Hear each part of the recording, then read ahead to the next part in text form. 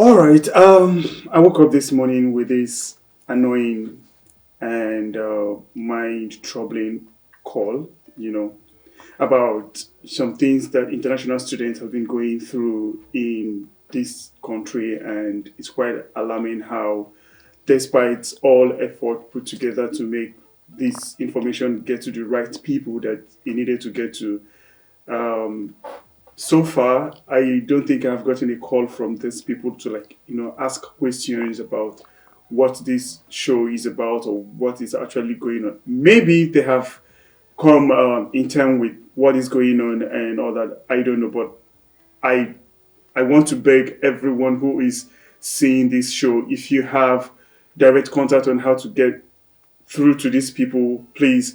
We need this podcast. We need this information to get to, because I believe they will need to get an evaluation, feedback from student experience, people's children that they brought from different countries, different family down to this country to support them and all that.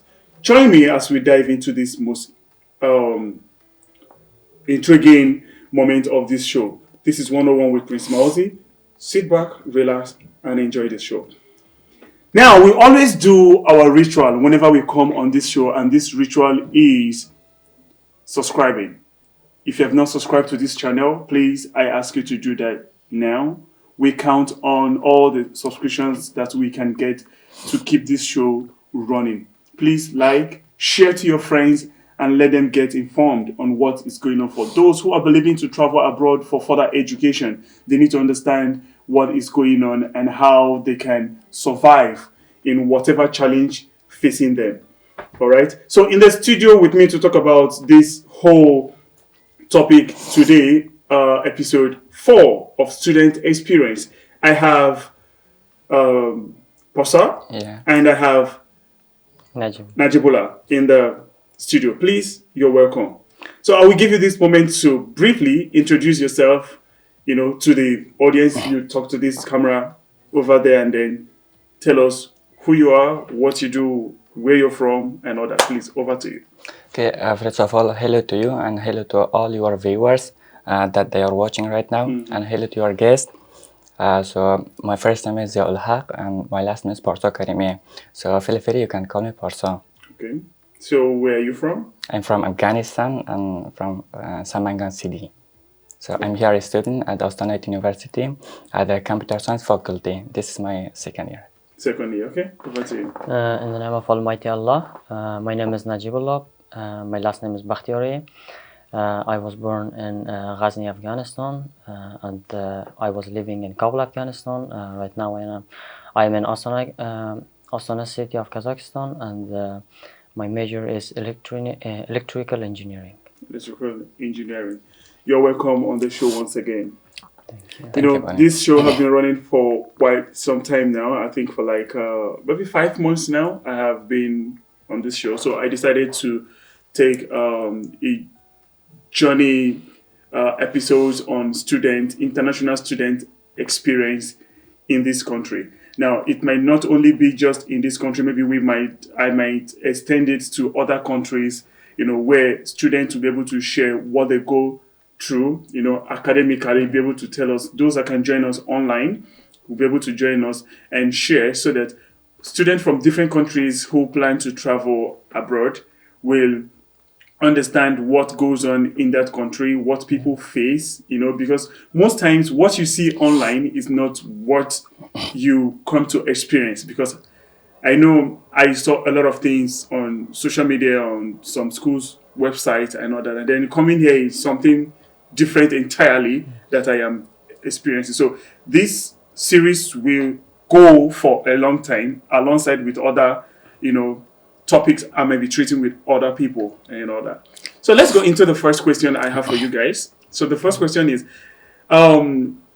please share a specific moment in all your student life that significantly shaped who you are today. Let me start with you. Okay. First of all, I want to say something that in this world that we are living, everyone has a hero in their life, Okay. like their father, like their mother, or something, someone else. For me specifically, my father is my hero, and one of the specific moments that I never forget it, and it's one of my biggest advice. He said one day when I was in my high school, he said to me that, my son, uh, in this world you are inevitably suffer, you will suffer two pain. One pain is pain of effort, and one pain is pain of pain of regret. Okay. You will inevitably suffer it, whether you accept it or no. The pain of regret is stay with you with your whole life, but if the pain of effort is temporary, and it will pass. So it's up to you whether you choose the regret or effort. Effort will take you to success, but regret will destroy all your dreams, all your targets, and you will never reach your targets. And the second one is when I started a specific moment is that when I started reading the Holy Quran. In the Holy Quran there is first of all I have to say that the Holy Quran is full of advice. It's Okay. advice for everyone, Okay. and we can take lesson. One of the best parts that I could take it, that's I will read it. بسم الله الرحمن الرحيم وإن ينصركم الله فلا غالب لكم وإن يخذل لكم فمن ذا الذي ينصركم من بعده وعلى الله فليتوكل المؤمنين. The meaning of this ayat is that if you choose Allah as your supporter, it will support you for your whole life. But if Allah should not be your supporter, you can't reach in any part of your life. Okay. Yes, that's Quite interesting. What your father said to you is a very important advice. I would say, the pain of effort yes. and the pain of regret. Noted. I think I've taken that. Okay. Over to you, Okay. please. So a specific time that and moment that shaped me who I am today.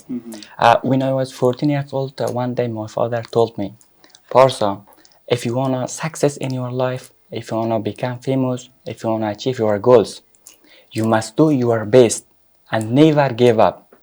So that golden advice and that golden moment changed my life in everywhere. When I face with any challenges or problems in my life, I always remember that golden advice and that golden moment that helped me to overcome from the challenges.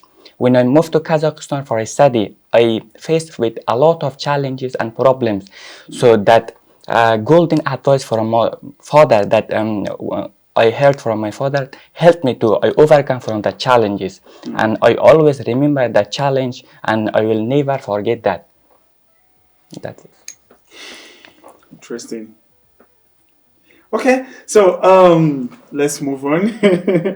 Number two, what has been the biggest challenge you have faced as an international student here in this country, and how did you overcome any of this challenge or all of this challenge? Okay, let me start with you. Okay, so the biggest challenge that I face as international students here, especially in Kazakhstan and especially in Ausanity.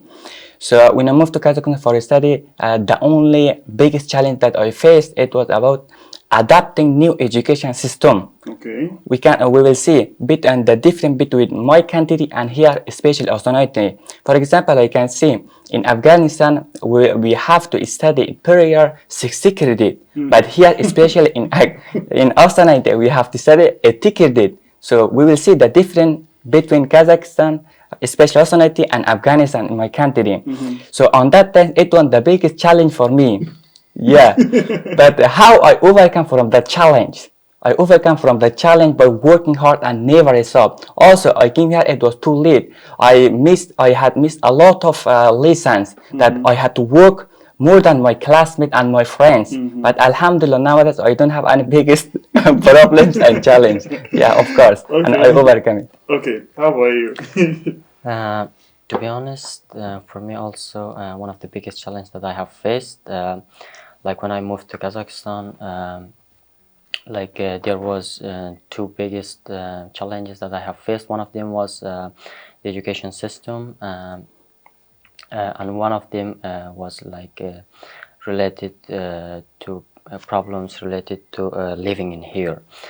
So about the education system, it's mentionable that the system of education in here with my country, it's different. In my country, the education system is like teacher has the 80% of the responsibility in the class, but the students have about 20%. Like they do assignments and homeworks, and they don't do anything more. But in here, that's different. Like in here, it's most of the responsibilities are on the students, like about 70 to 80% of the tasks of the lessons are on a student, and the teacher in here works only as a guide. It shows you the way, and you have to go all the way by yourself. So it was a little bit different for me to come over or to get used to it.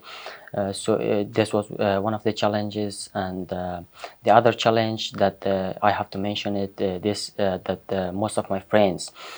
So first of all, I have to say that when we come to a scholarship, people from different levels, from different levels of social levels, like. Income level, they come together, and in here we have to take the average of it. It means that we have to think like the average level of the people. So we can see that I have to say that most of my friends, they suffer, or they their challenge is the dormitory fees. It's like a stipend that it in here these things are a kind of distraction for them. In here they came that they should study and they should get some result, and they should be graduated as a best ITs or software developer or electrical engineer or media technology. But as I can see that they are like one of their challenges is a dormitory fee or a stipend. Like it's a kind of distraction that they cannot focus on their studies. Yeah, I've had a lot of people complain about that part of stipend and not being able to pay for dormitory fee, and Yeah. I'm actually one of the people who who um, who are facing that kind of problem Challenge, yeah. right now. Now the thing is, I was having a conversation I think 2 days ago, and a student was telling me something that what these people um, think or might be thinking is that we are from wealthy background, we're from rich background, Yeah. and all that. So even if they seize the stipend because we didn't meet up with a grade and all that, we should be able to pay for our dormitory maybe from our families and all that and all that. But the truth of the matter is, if we're from a wealthy background, we should be going to maybe other countries, or we should be paying for our university fees ourselves, Yeah. not going for scholarships and all that. Most of the people who came to this country based on this scholarship, majority, like I would say 70% of every one of us had to like borrow money Yeah. from maybe families, friends, or even take loans from banks just to foot our flight fares and all of those things that will help us be able to get here and all that. It's a big challenge. Now, you are giving us stipend that from it we pay for dormitory, Yes. and after paying for dormitory, what is left is like maybe 10 or maybe 15. well 15. I would say that is not even enough to take care of feeding for a whole month. Yes. Now, because we did meet up with our grade on just one subject, you take the entire Yeah. stipend. You didn't even slash it. You took everything for a couple of maybe 3 months or so, and then if the next trimester the person miss one subject, you do the same thing. You keep doing the same thing, and then this person has dormitory payment piling up that he or she cannot pay up from anywhere because there's no family back home that is financially capable enough to send money that will take care of that. I mean, the currency equivalent from our countries down to this country are not the same. Yeah. So in some countries, this one seems to be a bit higher. So imagine how much somebody we send from our countries that will be able to pay. Imagine somebody who is owing a dormitory fee of 150,000 tenge or 200,000 tenge here is a hell of money from people who don't even have money to feed themselves back home, expecting that maybe in one way or the other we should, alongside the schooling, we should work, be able to send money home to support mom, support dad. That's okay. Take this to buy maybe food or buy drink this week and all that. We can't do that. So the person was telling me that he really wish and pray that this kind of show can actually get to these people, and then they will understand that if they can give us like 3 hours, give us such a permit document that okay, every international student you're permitted to work 3 hours a day, or work 5 hours a day to support whatever it is, so that even if you don't meet up with your academic, grades, you should still be able to have something to like do. Just like he said something that some people, what was it that you said again, that when they miss this stipend of a thing, they can't be able to do anything. You can't even feed. You are distracted. Now, he said you're coming into an environment that you find for like a couple of. I know it took me 6 months to be able to adapt into this academic, thing, and it was a lot. Yeah. Like I lost my stipend for like I think 2 trimesters, the first and the second. It was terrible. I could not it's crazy. I can't do anything. I can't pay for anything. I can't properly feed. It's something else. So if they can consider the fact that we are here in a new environment, new academic system and all that, they should consider all of this further. Okay, these guys are new to this and all that. There should be some remedy. There should be some, some considerations. It might not be just one subject. Maybe they just calculated, okay, if you have low grades on 2 subjects or 3 subjects, now we can seize your stipend, or we can slash it. Instead of giving you full, we give you 50% and withhold 50 for you to be able to. It's reasonable, yeah? So this is what we international students all over this country have been. Those that called me, the one that woke me up this morning was just complaining about how he has not been able to have something to eat for like a week. And I'm like, for a whole week? I wish I actually have something to send to him. I would have done that. But a lot of students are going through a lot in this country because they want to get a better education. They want to get a better life or better future.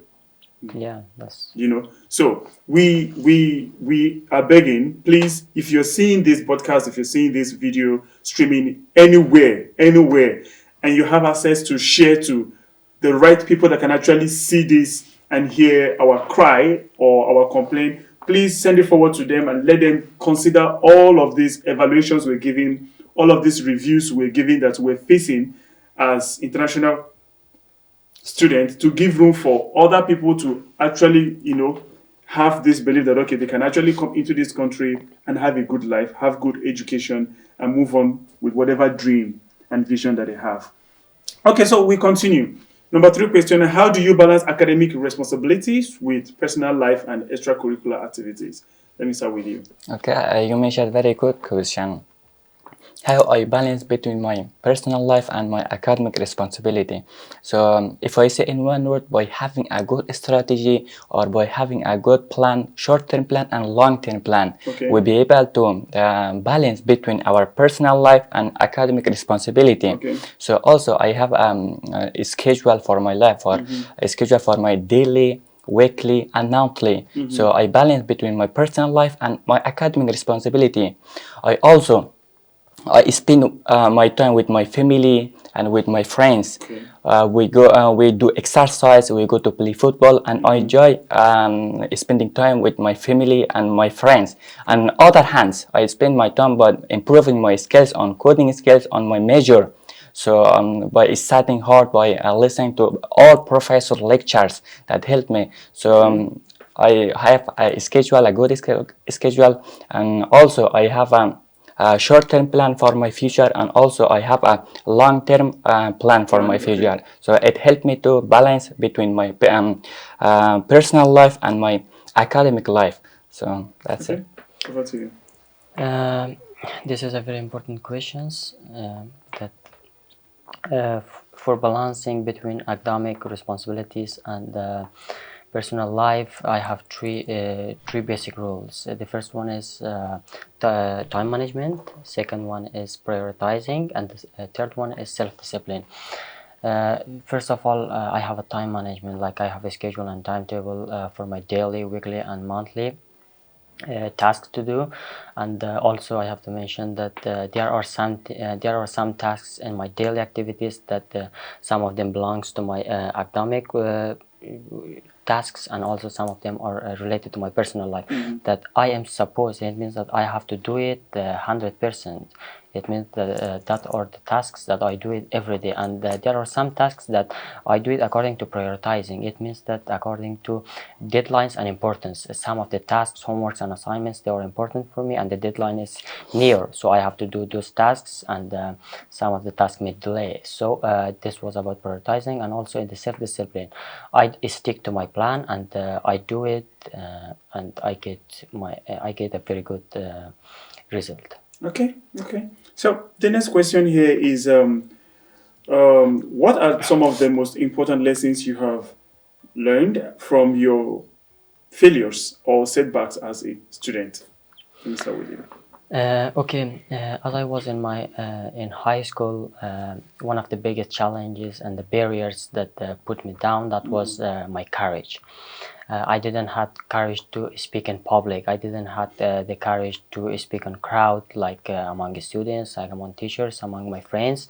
Like that was a kind that put me down. Always didn't I didn't let me that I should make progress in my academic life. I had studied so hard days and nights, but when when it was the time that I should deliver it, I should speak it, and I should say something, I couldn't speak. That was because of my courage. So that was like a kind of big barrier for me. So I started reading different books like Brian Tracy, and I started participating in different seminars, workshops, and courses, public speaking courses, and also the speakings that the seminars that increase our courage for speaking in public.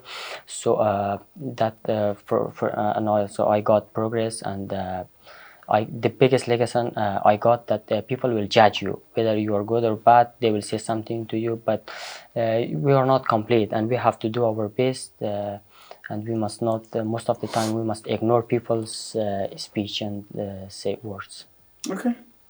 Okay, so as far as we know, life is full of challenges and problems. So yeah, one day for you and one day against you.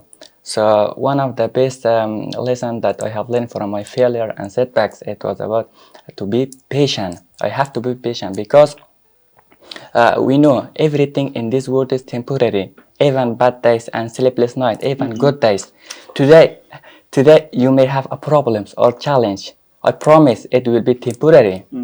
If you don't have any patience, you will lose your motivation. You will lose everything in your life. That's right. If I have a patience in our life, maybe how much we have problems or challenge, it is nothing. It will be temporary, and I enjoy, and I will promise to success not too far. Yeah, of course. Okay, we move on, yeah? So, number 5, can you share your experience with self-discovery and self-alignment? Let me start with you. Okay, very good question. So about self-discovery. So During my studies, when on first trimester, I had a subject which is about information communication technology. So I had a project that I had to work on that project about a mobile application. So during on that project, I realized and I discovered myself to I am very good at front end developer and design. And nowadays I see, so when I spending time on design and front end developer and coding, I enjoy, and I'm sure I'm very good at. And it was the best self discovery that I have learned from my subject and from my project that I have discovered. Yeah. Okay. Over to you. Uh, how I found my career and how I find my major, this goes back to a long time ago in the past when I was a child. Like as I was a child, I was curious about electrical machines. As other kids, other childs, they started like buying toys like airplane, like I don't know, bikes or something like that. But I was curious about to check what's inside of the toys, like how does it work, and that was like a kind of passion and enthusiasm that I had to search for what's like how does machines work, like an airplane, like a bike, like a motor, like a car. I was curious for machines, and that was like a kind of passion for me that I find my major, that's electrical engineering. My passion, as I was getting older, my passion also increased in electrical machines and electrical engineering. That I found my major, that it's electrical engineering. I started like making drones, quadcopters, helicopters, cars, like a stimulation of the wind energy, Wow. water energy, and also solar energy. That I could successfully make those things that some of my friends they were that was like a big of challenge for them. Yes, so I started making a YouTube channel for myself, that I shared my experience about electrical machines, about the useful things that I made, and I shared it with people around the world. And successfully I could go higher for my major, that I could came in here for continuing my education in my desired major.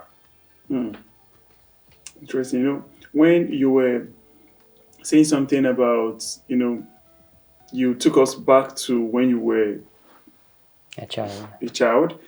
I remembered, it just got down on me that when I realized I wanted to be an actor, I think I was about maybe 7 years, between 7 to 10 years. I can't remember. It just between that range, 7 to 10 years. There used to be this popular movie producer in my hometown then, goes by the name Imales. He's no longer a movie producer anymore. He's now a politician. Okay. So then I think, I don't know if it was a brother that died or it was a mom, but somebody died in his family back then through fire outbreak or something. So they were doing the burial of that person, and then we had these celebrities in a convoy, drove down my community, like so. That kind of size, you have children would come out to like see. So I was one of those children that came out then. I was just looking at them like, oh my God, I would like to be like these people. That was my comment. That was my desire then. So growing up, I was having that mindset. I want to be an actor. I want to be like those people, because we had the likes of people like Nollywood legends now, Kemowo, Nkiru Sivenos, Patient of Super, all of those people. Yeah. Like, and then when I got into secondary school, I started my acting career. So I could act maybe like once in a year, or maybe like once in 2 years. And so it was coming once in a while, maybe because of academics too, and all that.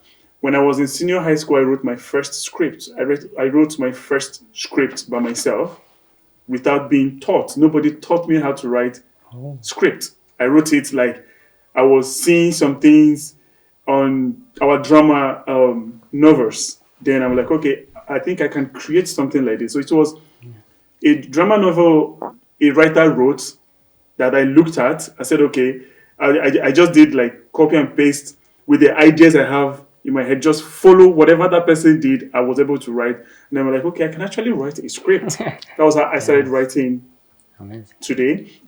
And then after secondary school, I went into film school for a certificate degree.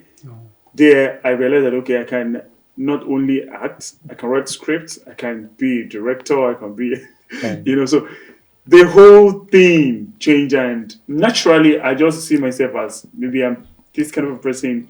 To do all of these things is quite easy. I can easily tell a story, whether they're true or not. I can easily, be creative with little things, so long it has to do with art, like fashion, painting, drawing, sculpture, anything that has to do with art. It's quite easy for me to like blend in and all that. Yes. Okay, so the last question here has to do with personal life right now. So, we have come way back, so we must have people in our lives, maybe families, friends, and all that. So, but right now we're going to talk about friends. Do you have a friend, or do you have friends? Do you have best friend? Yeah. How would you describe yourself and your friend? Let me start with you. Okay, you mentioned very good question. I have a friend here, Mr. Bakhtiari. So he's my best friend. In this country? No, everywhere. Okay. Okay, he's my best friend. Also, if I say about his personal personality, he's very friendly, and he has very good talent in his subject area, and also he's very good in mathematics. Because of that, we call him the Mr. Electrician. Of course, and that's Okay, how about you? First of all, that I have to mention, I should say about my best friend, about friend. First of all, I have to say a definition for friend. Who we say friend? Friend is the one that he is with you in bad days, in good days, whether you are challenging a barrier, whether you are facing a problem, whether it's in good days. We say for that friend. It means that he is with you whether that's a good condition, that's a bad condition. So I found that person as Mr. Parsa. Yes. Both of you? Yeah. Oh my god. Okay, that's nice. Okay, so on this show we make a shout out. So since both of you are here live, maybe you will kind of make a shout out to yourself and say, bro, I love you so much. You've been an amazing friend. So you can say it to him and he will do the same. Okay? The viewers are watching. Let's go. Okay. No, don't face me, face him. That's good. Okay, no problem. Okay. You can. What should we say? I love you, bro. You've been an amazing I love friend. you, bro. Thank you so much. And I call him Mr. Bakhtiari. Be brave. Don't worry, everything gonna be okay. Thank you. Thank you. That's so nice. This is actually the first time we're having two best friends on the show. Celebrate them, please. Celebrate them. Okay, so we have come to the end of this amazing show. Please, I beg you all, if you have seen this show, please keep sharing it so that it will get to the hands of the right people. We are crying. I won't say we are complaining. We are evaluating. And we're making a review of what we are going through so that we can have some help. We can have some relief so that we can adapt into this academic new environment easily. We can concentrate without thinking of, I don't have money to pay for dormitory. When I'm supposed to be reading, I'm thinking of how do I raise money to pay for dormitory? How do I raise money to pay for this or do that and all that and all that? I have family at home who are calling me, can you send us money to like buy this, buy that? Economy in this country is getting worse and all that. Please share this video. Keep sharing it. That is all we're asking for. If you cannot subscribe, it's actually free to subscribe. You're not paying for anything. If you cannot subscribe, share the link. When you see the link of student experience, keep sharing it so that the right people will be able to see what this whole episode is about. As you do that, remain blessed. Till we come your way again, I remain your host, Prince Mauzi, and this is 101 with Prince Mauzi. Bye for now.